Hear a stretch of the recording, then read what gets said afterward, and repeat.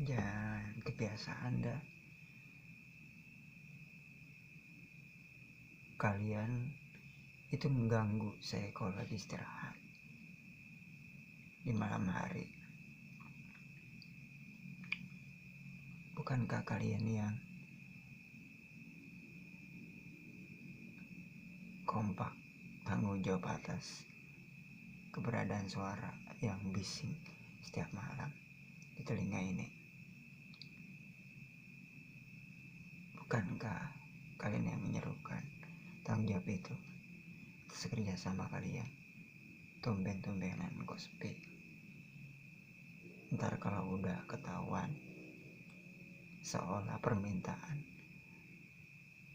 minta jalan-jalan, minta liburan, terus seolah kalian bekerja. Ntar di saat kita udah lelah, kalian baru bilang, mana katanya ngaku wali. Kalau soal agama terkaitnya, ntar giliran teknologi katanya IT, terus giliran pengen dibilang komandan katanya Polri TNI. Mana ntar giliran saya yang ada di posisi itu, saya nanya, kapan kalian mati? Kok nyusahin? Bukankah setiap tahun, setiap periode makhluk itu akan hidup silih berganti?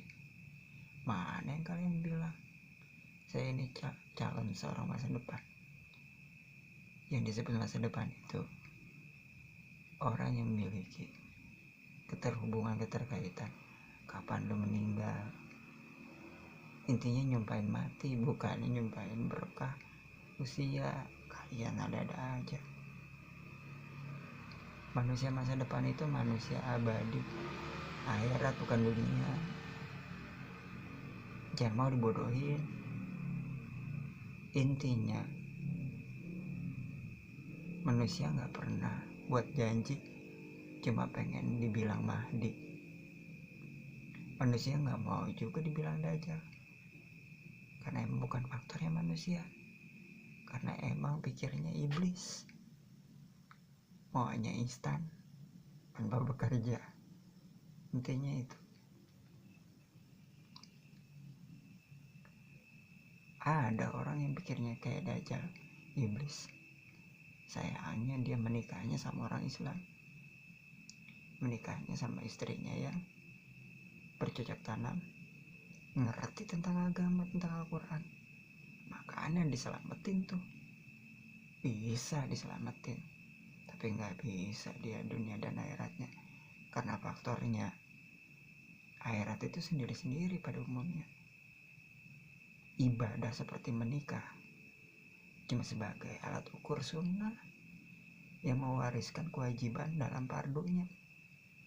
Makanya jangan heran kalau kita sebagai anak nanti penerusnya akan menggantikan posisi orang tua kita yang seharusnya menjadi orang tua nantinya, dan membawa nama anak-anak kita sebagai penerus kita juga nanti.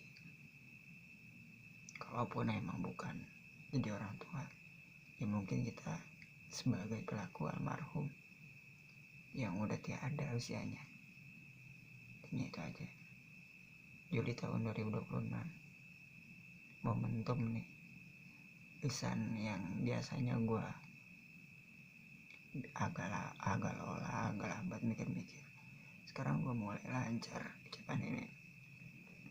Kadang kita yang gak berperilaku sesosok ulama pun saat dakwah itu diincar. Sebagian besar mencari kesalahan dalam dakwah taklimnya dan mencari sesuatu pemanfaatan di balik kehidupannya, apalagi keterkaitan. Kalau lu udah berhasil di dunia, udah ketahuan, tapi dihalangi oleh sesuatu yang lu miliki, berbentuk dan berbenturan itu menjadi suatu amanah, hati-hati tuh. Orang jahanam dunia akhirat. Jahanam itu bentuknya apa sih? Kalau api masih bisa panas dibakar dengan maha api. Itu dia. Jangan ngasal juga soal bicara Imam Mahdi. Mahdi itu mau taruh di api tetap adem, karena faktor dirinya seorang manusia yang diibaratkan itu memiliki ilmu malaikat. Tetap tenang kondisi dia. Tenang bukan unsur paksaan ya. Terlihat tenang aja di depan orang. Kalau gue mikir gini, kalau Dajjal dan Mahdi mengatasnamakan wajahnya memiliki wajah yang ganteng tampan dan memiliki perilaku yang seperti ulama pada umumnya. Contoh gini, banyak ulama yang mentafsirkan dan mewariskan taklim itu adalah pewaris dengan banyak kajian-kajiannya mereka. Kenapa mereka enggak ngaku dirinya seorang Mahdi? Padahal Mahdi itu enak loh, ahli surga. Kenapa enggak mengaku dirinya seorang Mahdi? Apa takutnya jadi seorang Mahdi? Ada apa di balik Mahdi?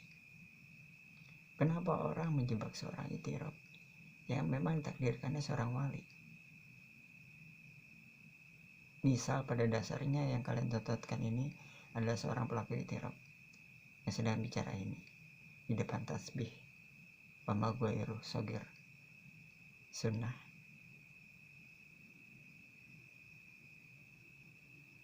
Senyuman cukup dipandang, hanya sebagian besar kalian tidak tahu seberapa kuat iman Islam kalian melihat. Tanda di jidat itu lapas Allah apa lapas kafaro. Beda Umero dengan kafaro. Beda lagi dengan Ipara, Kiprah dan Sayat. Dan hati-hati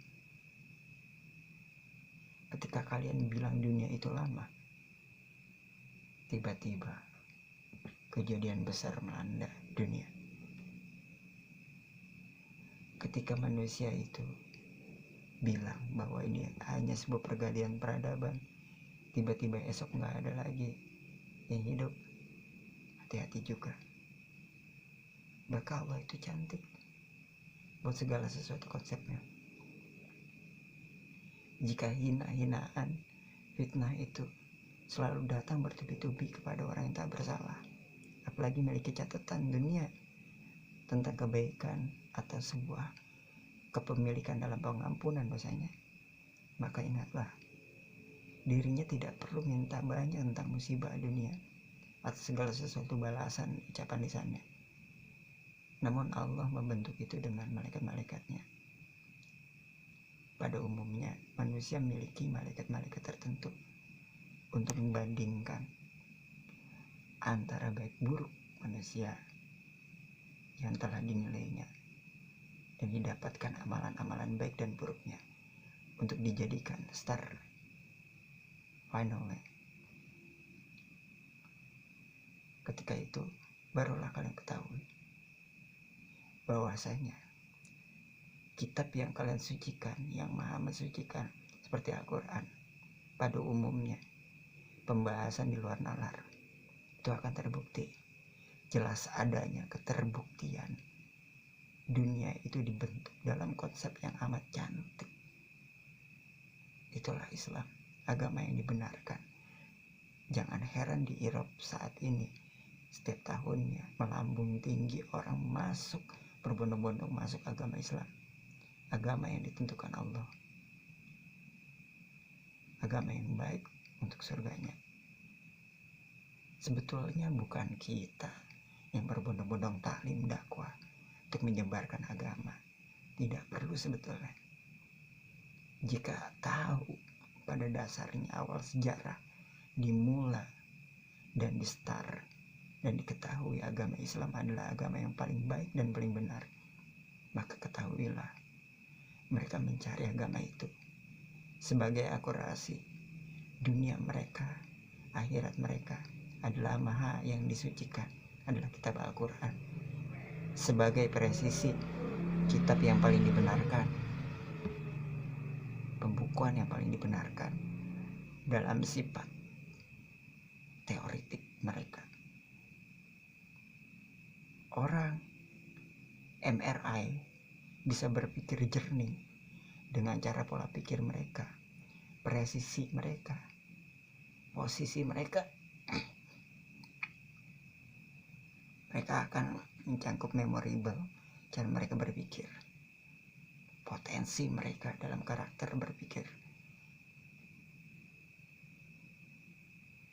Beda yang memiliki pemikir antara pemikir yang biasa dengan orang yang memiliki takdir. Berbeda pula orang yang menghafal Quran, semuanya rapi, tertutup rapi dengan doanya. Jangan remehkan orang yang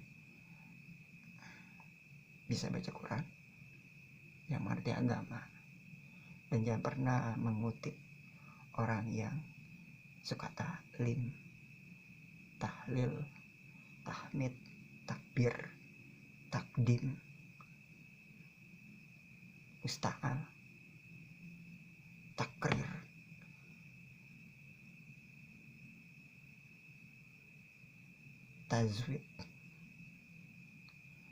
Tajwid itu dalam bentuk metodologi penyampaian, ya sama pun begitu pun dengan taklim. Ucapan ini hanya ucapan teoretik. Semua orang berprestasi pun dari hal yang jurumiyah, hal yang menyampaikan, padahal amanah, sebuah penyampaian titipan. Sementara waktu semahdi-mahdinya orang yang dimahdikan, yang dibayatkan sebagai Imam Mahdi pada umumnya di Madinah, meski terikat dengan ilmu, dengan suatu kebatinan. Bismillahirrahmanirrahim. Malaikati wa kutubi wa rusuli wal yaumil akhir tubna ila Allahil batin wa zahir. Dari doa haditsnya kepada Ratibul Hadat Sayyiduna ya Fatimah Zakhra wa Khadijatul Kubra, yang artinya sesuatu yang dibayatkan di dalam maknanya tersiratlah suatu yang diperlihatkan bahwa dirinya Mahdi, yang dimahdikan, yang dipercaya dan diyakini bahwa dirinya Imam Mahdi. Sesuatu yang tak pernah terbayangkan di saat niat fardu di dalam sholatnya, tidak pernah menyatakan bahwa dirinya Mahdi, tetapi nawa itu dari niat sholat, dari niat wudhu, semuanya tidak akan menguji dan membandingkan dirinya seorang Mahdi. Tetapi dengan kalimat kosakata imam itu udah cukup, karena Mahdinya itu pendidikan kita yang dimahdikan. Sebetulnya semua orang bisa jadi Mahdi tanpa mereka mengakui dirinya seorang Imam Mahdi, karena Mahdi itu adalah petunjuk. Bro, sis, sadar kalian, semua orang bisa jadi Mahdi. Mahdi itu petunjuk. Oke. Lihat, kalian kenal saya kan? Ya. Di mana letak kekurangan seorang fisik seperti saya? Gigi, sebuah fisik, wajah, bahkan bentuk tubuh yang kurang ini. Teori lah yang membuat kita menjadi cantik atau tampan. Karena kenapa? Karena memiliki alat ukur penting untuk menjadikan suatu berbagi pengalaman. Pada kali ini Jadi kalian tahu bahwa pendidikan itu bisa menjadi hal yang baik untuk didengarkan, menjadi hal yang baik untuk didapatkan, menjadi hal yang baik dan barokah untuk dijadikan suatu pembelajaran. Intinya, manfaatkanlah waktu itu. Malam gak berarti apa-apa. Bicara berkicau tanpa henti. Setiap tekanan, setiap lontaran hinaan adalah feedback. Membalikan satu kalimat dengan keadaan nasihat. Itu amalan juga. Gak perlu lah mencari sebuah amalan dengan saling menjatuhkan. Apalagi akhir zaman. Kalianlah yang membuat akhir zaman itu menampilkan sosok kehancuran. Satu, saling menjatuhkan. Kedua, yang bukan haknya kalian miliki, tapi keterkaitan mengambil hak orang lain. Ketiga, mendurhakai anak, sebagian besar dari anak yang sudah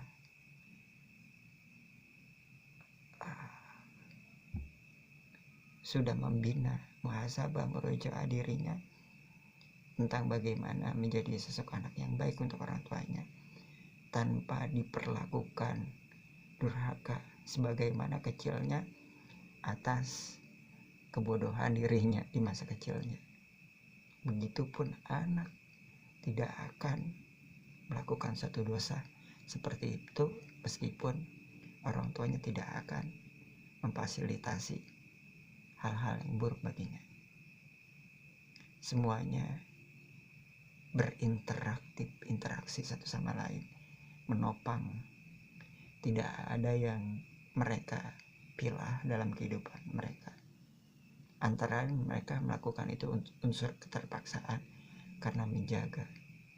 Takut kalau kita diapa-apakan oleh orang lain. Intinya itu.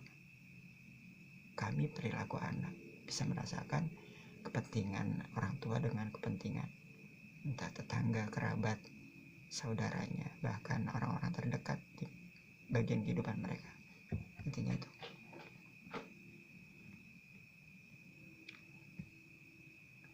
Dan saya tidak pernah berhenti untuk berkicau kalau bukan kalian yang mulainya. Dan ingat, mau dimanapun kemampuan kalian untuk menghentikan saya selalu hadir di tengah-tengah kalian. Al-batin al-zahir. Ingatlah, Allah bersama orang-orang yang beriman. Amantu billah. Allah bersama orang-orang mencintai kitab yang maha disucikan. Wa kutubihi. Dan Allah bersama orang-orang yang mencintai kekasihnya. Wa rusulihi. Dan Allah percaya akan takdir dunia akhirat. Wal yaumil akhir. Yang nyata maupun tak terlihat. Al-batin wal zahir. Bila tepkadaya. Assalamualaikum warahmatullahi wabarakatuh. Salam padi wira-wirawan. Kelahiran Parung Bogor 11 Safar 1993. Tahunnya, tanda tangan akte kelahirannya 22 tahun 1998.